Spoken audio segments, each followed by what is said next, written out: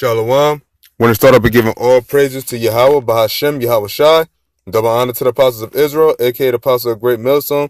Peace and love to all the Akim. Continue to push his truth and all truth and sincerity. All right, basically, real quick topic. Want to get into one of my favorite topics is basically, debunking the fact of who the world enemy called Jesus Christ, which his name is really Yahweh Shai. Him dying when his act of going on the cross being for everybody. All right. That's a major major thing that's misconstrued in the scriptures, all right? Because basically, if you say that, and it's basically like justifying you to just do whatever you want and be wicked and not have no kind of guidelines on how you live your life and how you carry yourself, all right? And you are supposed to carry yourself through the law, statutes, commandments to the best of your ability, all right? Of course, Lord willing, we're the people that's under grace, but you should not supposed to just be all silly willy-nilly just because you assume you're under grace and you assume that the Lord died on the cross for your sins, all right? And I'm talking to the Israelites, all right? These other nations have no parts in it, no way, all right? I'm talking about you so-called Negroes, Latinos, and Native Americans. And for brothers in this truth, we got to continue to push that as well, all right? Because Yahweh Shai is about to make his return. And what better way to tell about his return than tell him who he's coming to return for and deliver, all right? Because it's sickening. It's an annoying anecdote of the scriptures that people that think that, and it's like a false sense of security, all right? All right, and the Lord is, when he comes back, people will have a rude awakening. Now, basically, in the scriptures, when it reads certain things, it says, so he did this, and blessed is he that did this, or this, that, and the third, right? So obviously, if it's saying that blessed is he that did this, then it means it's got to be somebody that's not blessed and it's got to be somebody not blessed for doing that, all right? There's two sides of a coin. And I'm going to get right into the scriptures. Now, this whole chapter is good, but I'm going to read this last verse because the point is there. Excuse me. This is the book of Hebrews, chapter 9, verse 28. So Yahweh Shai, it says Christ, so Yahweh Shai was once offered to bear the sins of many, and unto them that look for him shall he appear the second time without sin unto salvation. All right, now, you break it down. It says, so Yahweh Shai once offered to bear the sins of many. Now, people think that, these churches and these Christian type people, they say that, oh, Jesus died for everybody's sins. All right. Jesus, we all good. No, you ain't all good, man. We ain't not all good yet. Nobody knows they're good yet. All right. We're trying to make ourselves to the best of our ability be in a good category. But like it said he once offered to bear the sins of many. So what about those other ones, man? Many is not everybody. Many is a lot. Many is just a lot of people. All right. But that's damn sure not everybody, and that's definitely not the majority of the people on the earth. All right, that's the main goal.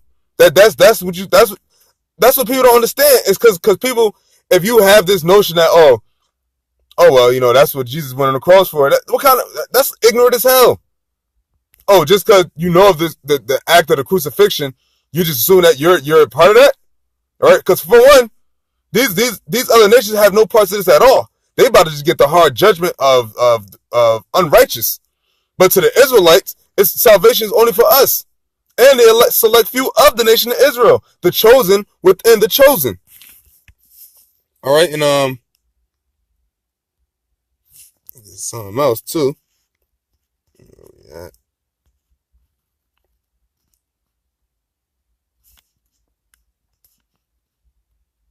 Oh, excuse me. Wrong book. Slack. Wrong chapter, I should say. Now, this is the book of Romans, chapter 4, verse 7, all right? And this is to all the people that think that Paul is going to get you brownie points to ease you on down these other nations into the salvation. Man. That ain't it. That's not what's going down. And it says, this is the book of Romans, chapter 4, verse 7, saying, now, this whole chapter is good as well, but I'm going to get this the key point. Saying, blessed are they whose iniquities are forgiven. So since it's saying, blessed are they whose iniquities are forgiven, so doesn't that mean that there's some people whose iniquities are not forgiven? Doesn't that mean that there's a category of people on the opposition side? I mean, like, it's through the spirit of Yahweh Bashim Shah, to brothers in the truth, be happy that you understand this, man. Because people try to use Paul as the man that could like get everybody in. Nah. It says, saying, blessed are they whose iniquities are forgiven and whose sins are covered. Blessed is the man to whom the Lord will not impute sin. All right, so basically it said, blessed is the man who the Lord will not impute sin. All right, who the Lord is going to pardon, man. Who the Lord is not going to, not hold him, so quote unquote, if we speak, accountable for his sins. All right, since his son was, he's part of the people who his son died for. All right, who his son's blood was shed for. All right. Granted, you still sin though. All of Israel have sinned, but there's a select few whose sins are covered by the Lord's blood. That's the point. That's the key. That's the side you want to be on, all right? And there's another book, I'm going to close it out real quick. And it's basically a precept to what I just read. This is a Psalm of David. Psalm chapter 32, verse 1. Blessed is he whose transgression is forgiven, whose sin is covered. So that means that there's a people whose sins aren't covered. Do you follow me? Do you get it? These boneheads that don't get it, man. Everybody's sin is not covered. And on top of that, people that commit iniquity aren't covered at all, quote unquote, these other nations. Because they commit iniquity and all that, man. Abominations. They're just not bound under the law, but they're going to be bound and they're going to get judgment for what they did to the Israelites. All right? And in our kingdom to come, they're going to have to follow our laws, statutes, and commandments as well.